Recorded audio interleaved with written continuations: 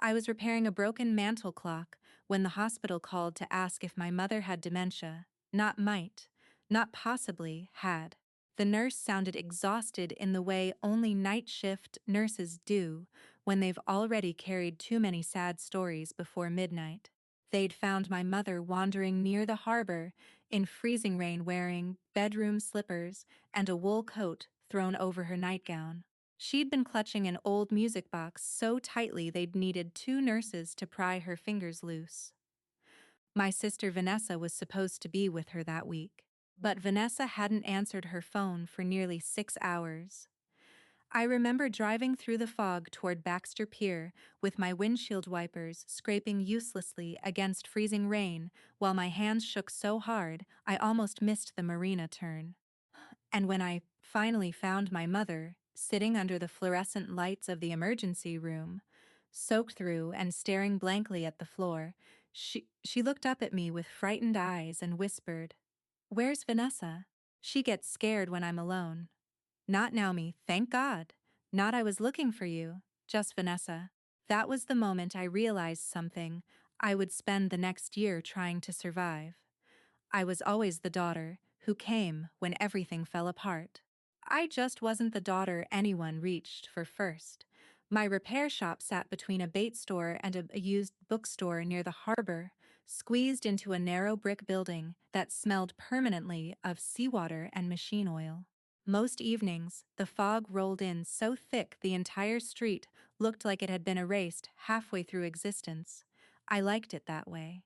Old clocks made more sense to me than people did. A broken clock usually failed for a reason: a cracked spring, rusted gears, neglect. Time damaged things honestly. Families were different. Families broke quietly. The mantel clock still sat open on my workbench the next morning when I returned from the hospital after barely 2 hours of sleep. Tiny brass gears glinted beneath the yellow lamp while cold harbor light leaked through the front windows. 3 clocks in the shop had stopped overnight.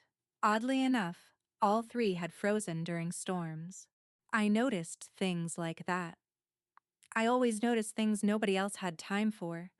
I reheated stale coffee in the microwave behind the counter and accidentally burned it because I got distracted listening to another voicemail from the hospital reminding me to schedule neurological testing for my mother.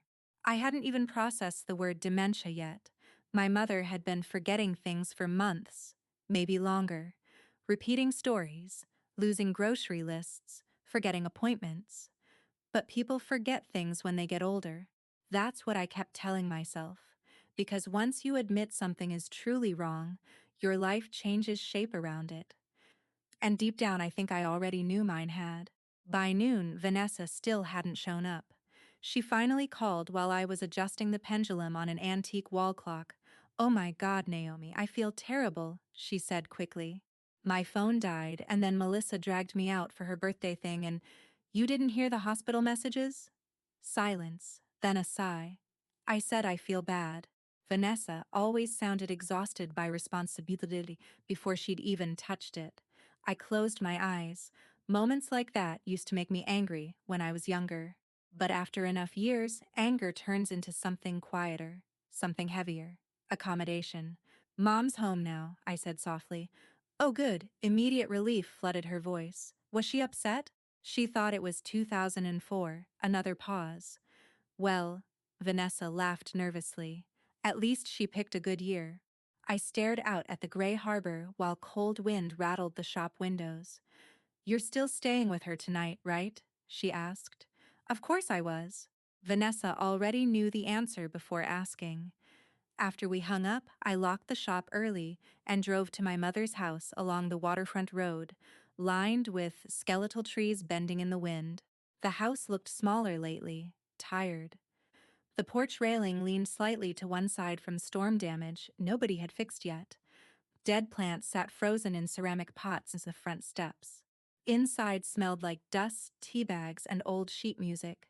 My mother sat at the piano wearing two different socks. "Oh, good," she said brightly when I walked in. "You're home from school early." I was 32 years old. "I am," I answered anyway. Correcting her constantly only upset her now. She smiled vaguely and returned to flipping through piano sheets she no longer remembered how to play properly. While she hummed softly to herself, I moved through the kitchen organizing medication bottles and overdue bills stacked near the toaster. Heating notice, medical invoice, past due reminder. My stomach tightened.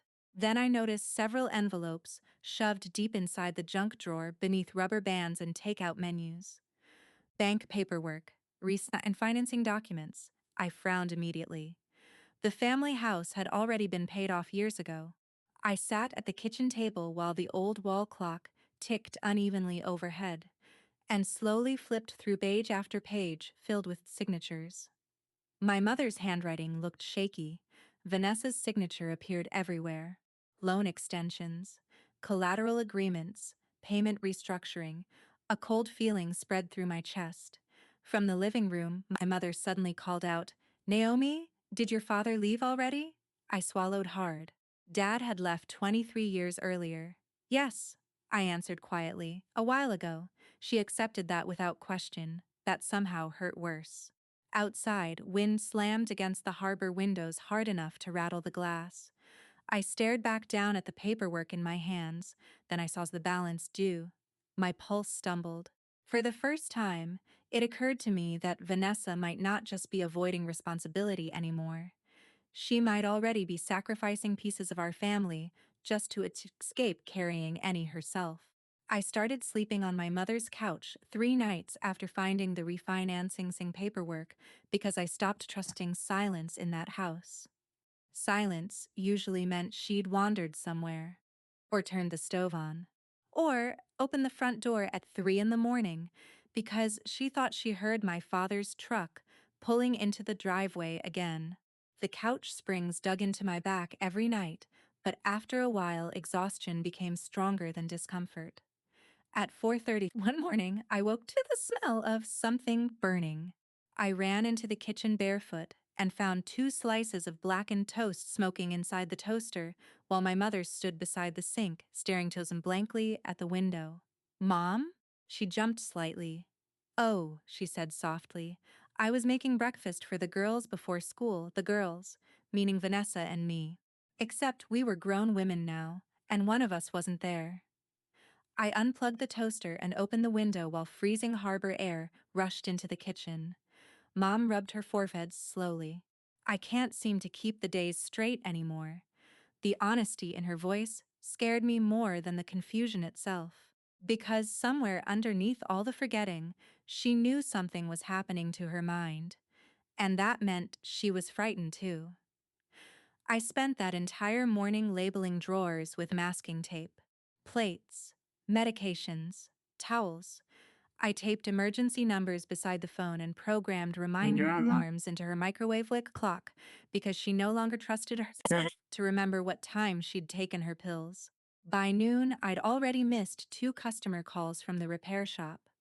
One voicemail ended with, "If the clock isn't done by Friday, I'll just take my business somewhere else."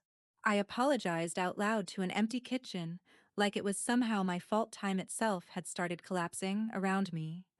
That became my routine, apologizing for things nobody else wanted to carry. Most evenings I brought unfinished repair work back to the house and spread tiny gears and springs across the dining room table while Mom slept in her recliner beside the television. Sometimes she'd wake suddenly and ask the same question 4 times within 10 minutes. "Did Vanessa call?" "Not yet." "Oh, that's 20 seconds later. Did Vanessa say when she's coming by?" I always answered gently. I never asked why she wasn't asking for me instead. Vanessa still technically shared caregiving responsibility. Technically.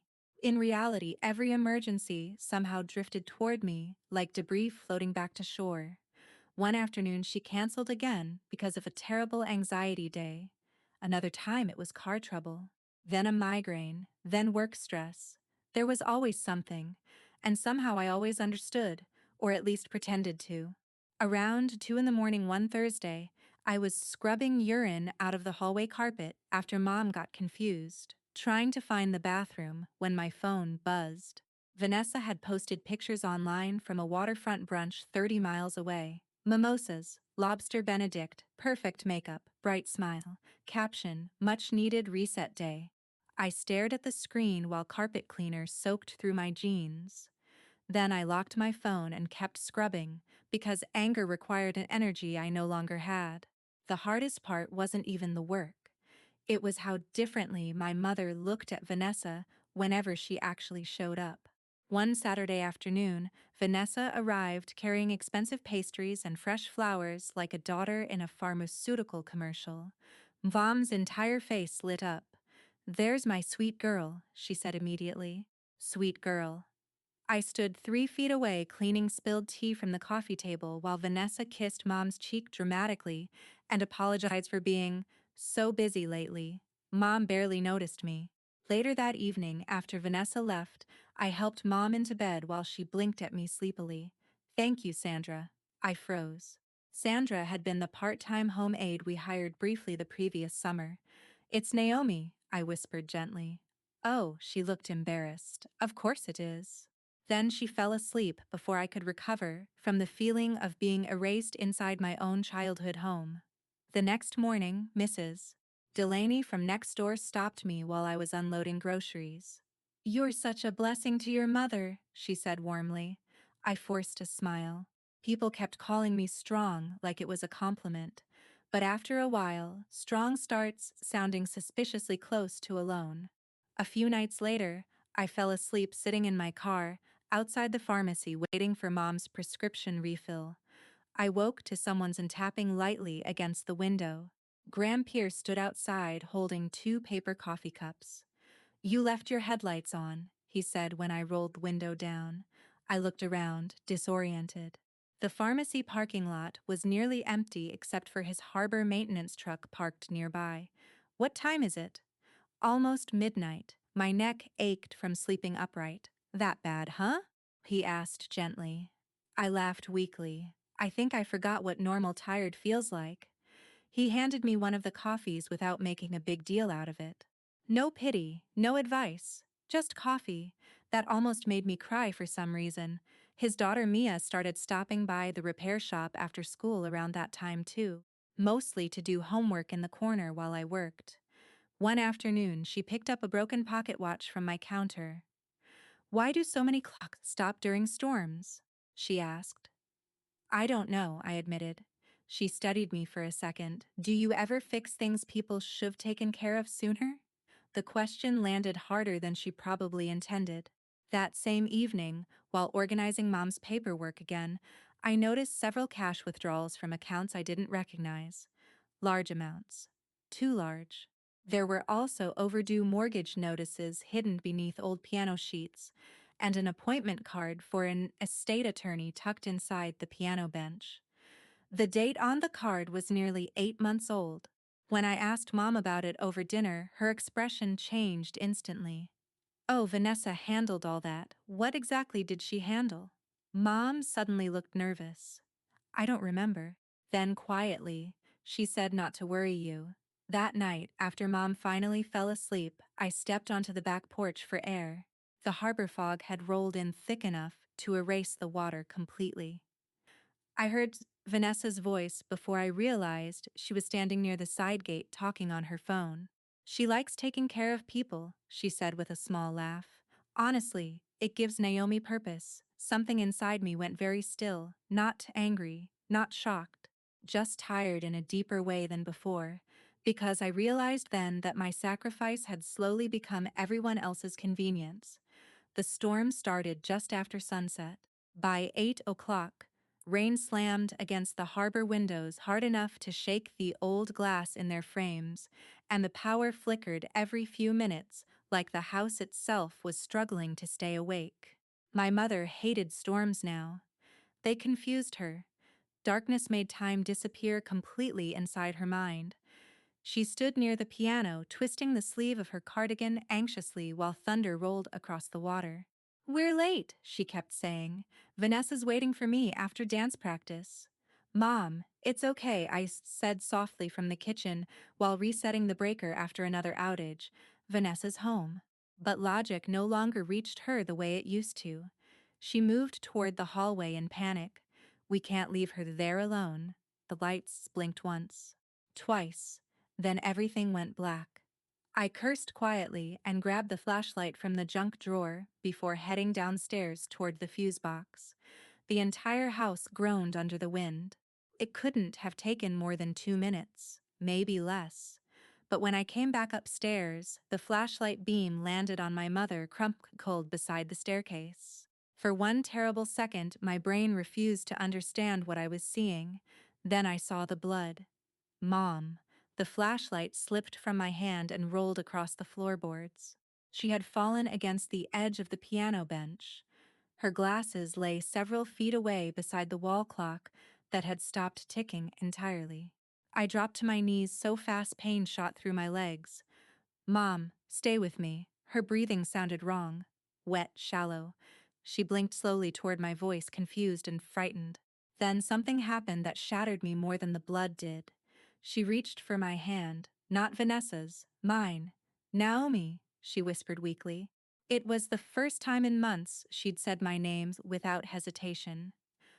I called 911 with shaking hands while pressing a towel against her head wound. Outside, the storm kept roaring like none of this mattered. At the hospital, everything smelled like antiseptic, wet wool coats, and burnt coffee. The emergency room was overcrowded because half the town had apparently lost power or crashed cars on icy roads. I sat beside my mother's stretcher, soaked from the rain while nurses rushed around us speaking in calm voices that somehow made everything feel scarier. One doctor pulled me aside near the vending machines. Has your mother been formally diagnosed with cognitive decline yet? The question landed like accusation. No, I admitted quietly. He nodded gently, but I still felt ashamed, as if I'd failed some invisible test. Vanessa didn't arrive until nearly 3 hours later. She burst into the waiting room crying before she even reached us. Oh my God, is she okay? People immediately moved toward her. A nurse touched her shoulder. Someone offered tissues. Meanwhile, I sat in the corner filling out insurance paperwork with blood still dried across my sweater sleeve. That was the thing about visible emotions. People rushed to comfort them. Functional women just got handed more forms. Vanessa hugged me tightly. I came as fast as I could. I nodded because I no longer had energy for conflict. But later, while walking back from the bathroom, I overheard her whispering angrily into her phone near the vending machines. No, I told you I need more time. Pause. I can't deal with this tonight. Her voice sounded sharp. Panicked. The moment she noticed me standing there, she hung up immediately. What? Nothing, I said automatically. Nothing. That word had become my entire personality. Mom was moved into ICU just before dawn after scans showed swelling around her brain. I spent the next 3 days sleeping upright in a plastic chair beside her bed while machines beeped softly through the night. My contacts dried against my eyes, my neck locked from exhaustion. Hospital disinfectant clung to my clothes and hair until I couldn't smell anything else anymore. Sometimes Mom woke for a few minutes at a time, long enough to become frightened again, long enough to try saying things she couldn't fully finish. The house, she whispered once. I leaned closer. What about the house? Her eyes moved toward the doorway anxiously. Vanessa. I didn't. Then medication pulled her back under before she finished. The unfinished sentence haunted me. On the second night, a hospital social worker quietly asked if my mother had ever seemed pressured about financial decisions recently. I stared at her. Why would you ask that? She hesitated carefully. Sometimes cognitive decline makes older patients vulnerable. Vulnerable. The word made my stomach turn. That evening, Graham appeared outside the ICU carrying 2 coffees and a folded sweater. You've worn the same clothes for 2 days, he said simply. I almost argued out of habit. Instead, I took the sweater. Thank you. He sat beside me without asking questions. No forced optimism, no speeches, just quiet company. Later, Mia dropped off a handwritten note at the nurse's station for me before school. People get tired when they carry everything alone. I stared at the sentence for a long time after she left, because nobody in my family had ever said anything remotely like that to me before. 3 mornings later, the storm finally passed. Pale winter sunlight filtered through the hospital blinds while I held my mother's hand beside the bed. Her breathing slowed gradually, peacefully, almost gently. Vanessa had fallen asleep curled in a waiting room chair sometime before dawn, so when my mother died, it was just me there, me, the daughter who stayed. I felt grief hit first, then relief immediately afterward. And the relief horrified me more than the grief itself. At the funeral, people kept squeezing my hands and telling me how devoted I'd been. You were such a blessing to her. She depended on you so much. You're incredibly strong. Every compliment felt like another brick being quietly stacked onto my spine. Vanessa cried openly through the service, and people gathered around her constantly. I stood beside the flowers numb enough to barely hear the pastor speaking. After the burial, the family attorney approached me before I'd even reached my car. Naomi, he said carefully, there are urgent estate matters we need to discuss. The will reading happened the next afternoon, inside a small law office overlooking the frozen harbor. I already knew the house would probably be divided between Vanessa and me. What I didn't know was how much damage had already been done. The attorney adjusted his glasses nervously while flipping through paperwork. There are substantial debts attached to the property, he explained. Vanessa went pale immediately. My chest tightened. What kind of debts? Refinancing agreements, secondary collateral loans, missed payments. I slowly turned toward my sister. You borrowed against the house? It wasn't supposed to get this bad, she whispered. The room suddenly felt too small to breathe inside. There may also be concerns, the attorney added carefully, about whether Eleanor fully understood certain documents she signed during the progression of her illness. I looked down at the shaky signatures spread across the table. My mother's name barely looked like her own anymore. Outside the office afterward, icy wind rolled off the harbor while Vanessa cried beside the sidewalk. I thought we'd figure it out eventually, she said desperately. You always figure things out. And there it was, the truth, not hidden inside paperwork, not buried in legal language, inside expectation. Everyone had spent so many years believing I could carry anything. They never stopped to ask what it was costing me. The house became unbearably quiet after the funeral. Not peaceful, quiet in the way abandoned churches feel quiet. Every room still carried evidence of my mother's routines, but the routines themselves had vanished. Her reading glasses remained folded beside the recliner. Half-finished crossword puzzles still covered the kitchen table. One of her cardigans hung over the banister, exactly where she'd left it before the storm. But there were no footsteps anymore. No confused questions drifting down the hallway at 2 in the morning. No medicine alarms vibrating against countertops. The first week after her death, I kept waking automatically before dawn, thinking I'd forgotten to check on her. One morning, I actually walked halfway to her bedroom carrying a glass of water before I remembered there was nobody inside. I stood there in the dark hallway staring at the closed door, while grief hit me so suddenly I had to grip the wall to stay upright. Then came the guilt. Because underneath the grief, there was relief too. No more panic every time the phone rang. No more sleeping with one ear open. No more fear she'd wander into freezing weather again. Relief felt monstrous, like betrayal disguised as exhaustion. I started spending entire days sorting through the house, mostly because standing still made my thoughts louder. Dust floated through weak winter sunlight while old clocks ticked unevenly from every room. The house smelled faintly of cedar, cold air, and sheet music. Every drawer held another version of our family frozen in time. Receipts, birthday cards, old piano recital programs. I found one photo album where nearly every picture centered around Vanessa. Vanessa dancing, Vanessa smiling, Vanessa blowing out birthday candles. I appeared mostly in backgrounds, holding coats, setting tables, watching. I closed the album quickly after that. One afternoon, while sorting the upstairs linen closet, I realized several pieces of my mother's jewelry were missing. Not expensive pieces, but meaningful ones. Her pearl earrings, Grandma's silver bracelet, the sapphire ring she wore every Christmas. At first, I convinced myself they were misplaced. That's what I always did, turn missing things into misunderstandings. Outside, harbor wind rattled the windows hard enough to make the old pipes groan. I found more overdue notices beneath the table runners in the dining room buffet. Heating bills, tax warnings, collection letters, and every time I called Vanessa, it went straight to voicemail. 3 days later, Graham by to repair the storm damage on the back porch railing. I almost told him not to bother. Then I realized I'd started refusing help automatically before anyone even offered it. He worked quietly while I sorted boxes nearby. No unnecessary conversation.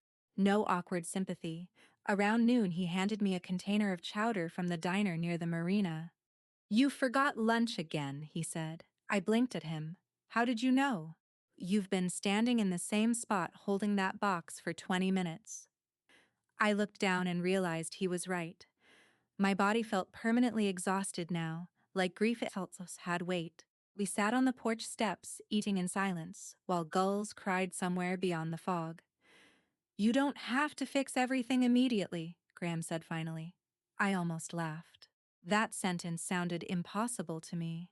Because fixing things was the only reason people ever kept me around. Later that week, I found my mother's journals hidden inside the piano bench beneath stacks of old sheet music. At first, I thought they might explain the refinancing paperwork. Instead, they explained us.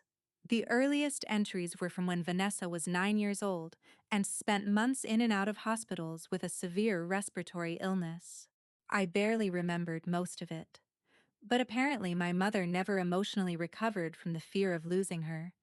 Vanessa is still so fragile. I read the sentence 3 separate times. Few pages later, Naomi understands when I'm busy with Vanessa. Then, Naomi is such an easy child, easy child. The phrase sat against my chest like a stone. Page after page painted the same picture. My mother loved me, I could see that clearly now, but she trusted my survival more than Vanessa's. And somewhere along the way, that trust quietly became neglect. Not intentional cruelty, something sadder, habit. One journal entry stopped me completely. "Sometimes I worry Naomi disappears inside responsibility. She apologizes even when she's hurting." My throat tightened, because she had noticed. She had seen it, she just never stopped it. A later page had been ripped out entirely near several mentions of finances and the house. I stared at the torn edge for a long time. That night, Vanessa finally showed up. She looked exhausted, mascara smeared, hair unwashed, hands shaking slightly as she poured herself wine without asking. "They're calling constantly now," she muttered. "Who? Collectors, lawyers, everybody." I leaned against the kitchen counter watching her carefully. "How much debt are we talking about, Vanessa?" She avoided my eyes. "It got complicated. That's not a number." She slammed the wine glass down too hard. "You think I wanted this?" "No," I said quietly. "I think you thought somebody else would clean it up eventually." The silence afterward felt sharp enough to cut through skin. Vanessa's face crumpled. "I was drowning. And Mom?" That landed. I saw it physically land inside her chest. "She knew about some of it," Vanessa whispered finally. "Not everything, but some." The room suddenly felt colder. She signed papers while she barely knew what year it was. "She wanted to help me. She trusted you." Vanessa started crying then, but for the first time in my life, her tears didn't automatically erase my anger. Because something inside me had finally become too exhausted to keep translating everyone else's damage into excuses. After she left, I climbed into the attic, searching for more financial paperwork. Instead, I found a small sewing tin buried beneath old blankets. Inside was a cassette tape labeled in my mother's handwriting, for my girls. My hands went cold immediately. I carried it downstairs to the living room, where the old tape player still sat beneath the bookshelf. The tape crackled violently when I pressed play. Then my mother's voice appeared briefly through the static. "If you're hearing this, there are things I should have said sooner." The recording warped suddenly into distortion before cutting out completely. I sat there staring at the machine while snow drifted silently past the harbor windows. A voicemail notification buzzed across my phone. Foreclosure attorney. Urgent deadline regarding property seizure proceedings. I closed my eyes slowly. For years, I had nearly destroyed myself trying to protect that house because I thought saving it meant saving my family. But sitting there alone in the silence afterward, I realized something terrifying. I no longer knew whether the house had ever protected me back. The next morning, I carried the damaged cassette tape to my repair shop before sunrise, like it was something fragile enough to break me open completely. The harbor was still dark when I unlocked the front door. Inside, the familiar smell of brass polish and old wood wrapped around me immediately. Clocks ticked softly from every wall, while pale blue dawn slowly crept through the front windows. For years, this place had been the only room in my life that felt predictable. Broken things came in. I repaired them. They left working again. People were harder.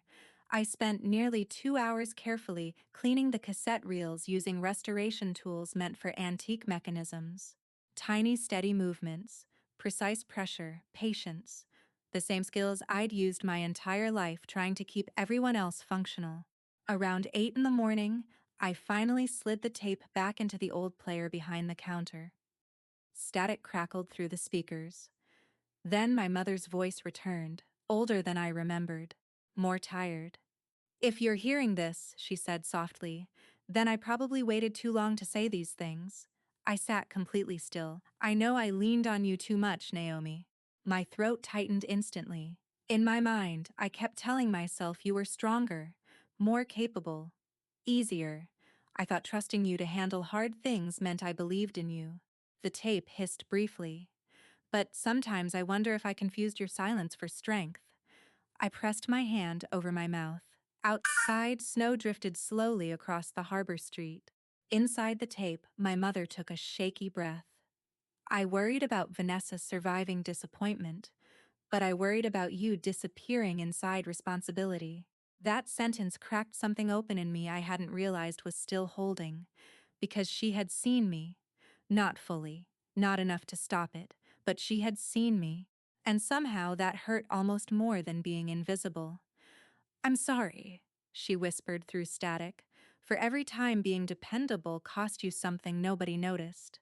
The recording warped again after that, fading into distorted noise before stopping completely. I sat alone in the shop staring at nothing while tears slid silently down my face. Not dramatic sobbing, just exhaustion finally finding somewhere to go. I thought about every moment people had praised me for being easy, easy child, easy daughter, easy sister. What they really meant was convenient. The bell above the shop door startled me around noon. Vanessa walked in looking like she hadn't slept properly in weeks. Dark circles hollowed beneath her eyes.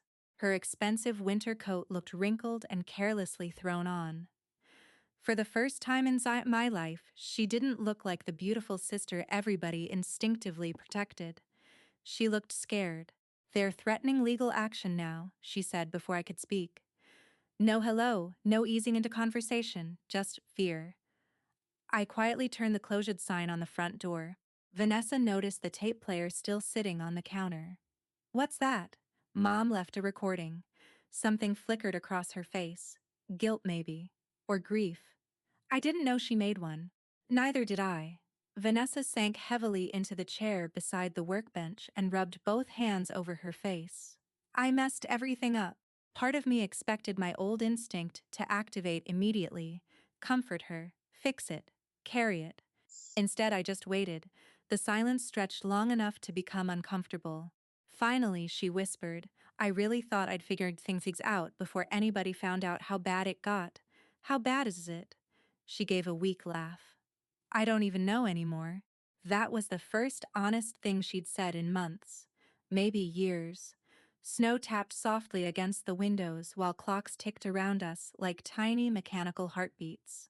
"I used the house because the bank wouldn't approve anything otherwise," she admitted quietly. And every time I thought I was close to fixing things, something else happened. You forged Mom's trust. Her eyes filled immediately. I know. No, I said softly, I don't think you do. Vanessa looked up at me then with genuine confusion. You've spent your whole life assuming someone else would survive the consequences for you. That landed harder than yelling would have, because it was true. She stared down at her hands. You were always stronger than me. There it is again. What? I shook my head slowly. That thing everybody says like it's kindness. Vanessa looked suddenly smaller somehow. When I got sick as a kid, she said quietly, Mom watched me constantly. Dad panicked every time I coughed. Everybody treated me like something fragile that could disappear. I stayed silent. But you, her voice cracked slightly, you always seemed okay. I almost laughed at the absurdity of it. Nobody had ever asked whether I was okay. They'd only noticed whether I was functioning. You know what Mom said about me in her journals? I asked quietly. Vanessa swallowed hard. She called me easy. Pain flickered across her face immediately. I'm sorry. I don't think you ever saw me at all, I whispered. Neither of us spoke after that. The harbor fog had started rolling back in outside, swallowing the street little by little. Finally, Vanessa asked the question I think she came there for all along. Can you help me fix this? The old version of me almost answered automatically. Of course, I'll figure it out. Don't worry, I could actually feel the reflex rise inside my chest. Then I remembered my mother's voice saying, I worried about you disappearing inside responsibility, and suddenly I saw my entire life clearly. Every sacrifice, every excuse, every swallowed resentment. I looked at my sister for a long moment. Then I said the word that had terrified me my entire adulthood. No. Vanessa blinked like she genuinely didn't understand what she'd heard. I'll help you find legal aid, I said carefully. I'll give you numbers to call, but I'm not sacrificing my savings or my future to clean this up anymore. Tears filled her eyes instantly. You'd really let me drown? The question almost pulled me backward into guilt again. Almost. But something inside me had changed. No, I said softly. I'm finally letting you swim for yourself. She cried openly then, and for once I didn't rush to stop it. Because pain wasn't always an emergency. Sometimes it was accountability arriving. That night after Vanessa left, I returned to the family house alone and walked slowly through each room. Without my mother there, the place no longer felt like home. It felt like a museum dedicated to emotional obligation. I stood in the attic packing boxes when I found an old childhood drawing folded between books. Stick figures, crayon clocks. A crooked little house. At the bottom, in childish handwriting, were the words, Naomi fixes things so nobody leaves. I stared at the paper so long my vision blurred. Even as a little girl, I had already believed love depended on usefulness. My phone buzzed just after midnight. Vanessa, crying. Sitting outside the house after another confrontation with creditors. For one dangerous moment, I almost opened the front door and stepped back into the role that had consumed my entire life. Then I stopped. Instead, I walked outside, handed her the phone number for a legal counselor written on scrap paper, and quietly said, You need help I can't give you anymore. I went back inside before she could answer, and as I locked the door behind me, I realized something both terrifying and freeing at the same time. Being needed had never been the same thing as being loved. By the time autumn returned to the harbor, I had stopped waking up afraid of the phone. That was how I knew my life had actually changed. Not because everything was magically healed, not because grief disappeared, but because my body no longer lived in constant anticipation of someone else's crisis. The old family house sold at the end of summer after months of legal negotiations and debt settlements. Watching strangers carry furniture through the front door should have devastated me. Instead, I mostly felt tired.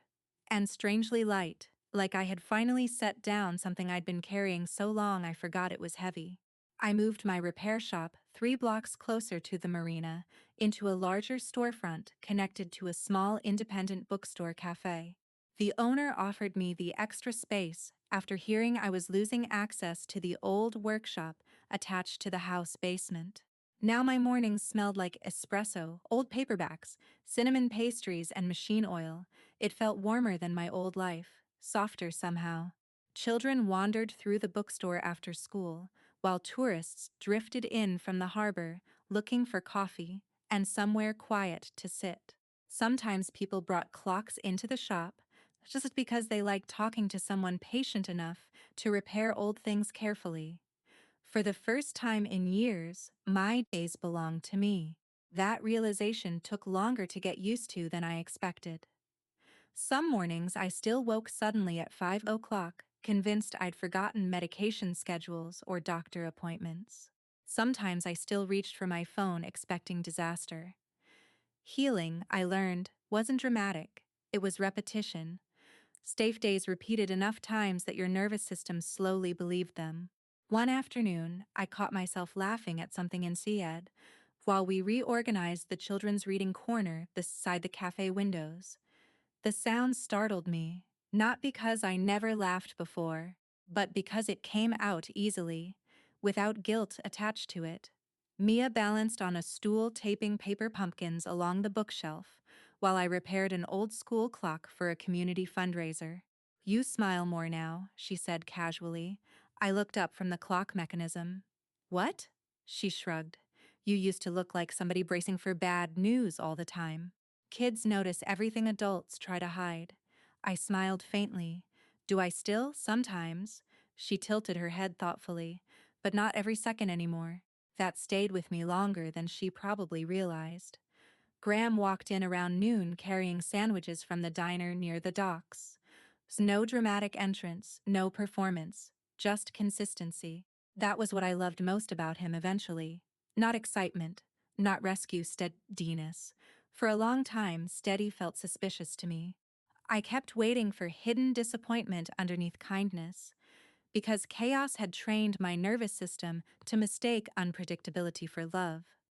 But Graham never demanded emotional proof from me. If I had a hard day, he listened. If I needed silence, he respected it. If I forgot to eat while working, he simply placed food beside me without turning care into obligation. Safe love, it turned out, was much quieter than the kind I grew up around. Late October brought the first cold wind off the harbor. I was adjusting the hands on an antique railway clock when the bell above the front door rang softly. Vanessa stepped inside. For a second, neither of us spoke. She looked different. Not glamorous anymore, real. Her hair was shorter now, less carefully styled. Dark circles still lingered beneath her eyes, but there was something steadier in her posture than before. "I almost didn't come in," she admitted quietly. "I set the screwdriver down carefully. How are you?" She gave a small laugh. "Honestly, some days awful, some days better."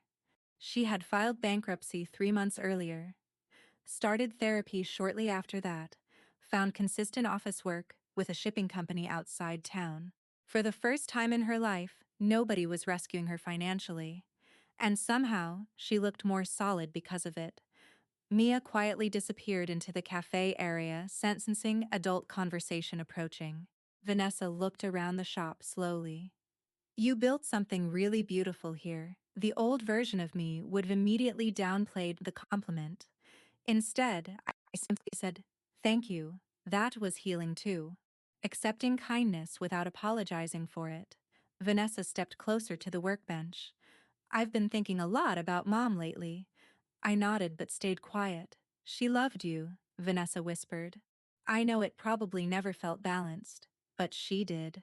A strange ache moved through me hearing that, not because I doubted it anymore, but because love and damage had existed together in our family. For so long, neither of us knew how to separate them cleanly. Vanessa's eyes filled slowly. "I think everyone loved you for what you carried," she said softly. "And after a while, we forgot you were carrying it alone." Something inside me loosened hearing those words. Not fixed, not erased, just acknowledged, and sometimes acknowledgement heals wounds anger never could. "I used to think if I stopped holding everything together," I admitted quietly, "people would leave." Vanessa looked down. Maybe we already did, she whispered. The honesty of that nearly broke me, but not in the old way, not like abandonment. More like truth finally entering a room that had been dark for years. Before leaving, Vanessa hugged me tightly. Not desperately, not asking for rescue, just sister to sister. And for the first time in our lives, I didn't feel responsible for managing her emotions afterward. That night, after closing the shop, I stayed behind, repairing one final clock beneath the warm glow of the workbench lamp. An elderly customer had brought it in earlier that week. The mechanism stopped in the exact year my father left us, 1998. I carefully cleaned each damaged gear while cafe lights glowed softly through the doorway behind me. Mia had fallen asleep over homework at one of the tables. Graham stood near the bookshelf, tightening loose screws quietly to avoid waking her. And suddenly I realized something that would have terrified the younger version of me. Peace no longer felt empty. It felt safe. When the clock finally started ticking again, the sound filled the shop softly like a heartbeat returning. I sat there listening to it for a long time. For most of my life, I believed love meant proving I could survive pain without complaining. I thought if I stayed patient enough, helpful enough, forgiving enough, someone would finally choose me first. But love was never supposed to feel like disappearing. And maybe healing begins the moment you stop asking how much of yourself you must sacrifice just to deserve being stayed for. Outside, harbor lights reflected across dark quart while autumn wind rattled the bookstore windows gently. Inside, warm life continued around me without guilt, without chaos, without fear. And for the first time I could remember, I wasn't waiting for something to fall apart. If you've ever been the person in your family who carried everything quietly while everyone else got forgiven first, I hope you remember this. Being needed is not the same thing as being loved. And if this story stayed with you tonight, tell me in the comments which moment hurt you the most or which part felt the most familiar. Don't forget to like the video, share it with someone who spent too many years surviving for everybody else, and subscribe to the channel if you want more stories about family, betrayal, healing in women, and finally learning they don't have to disappear to deserve love.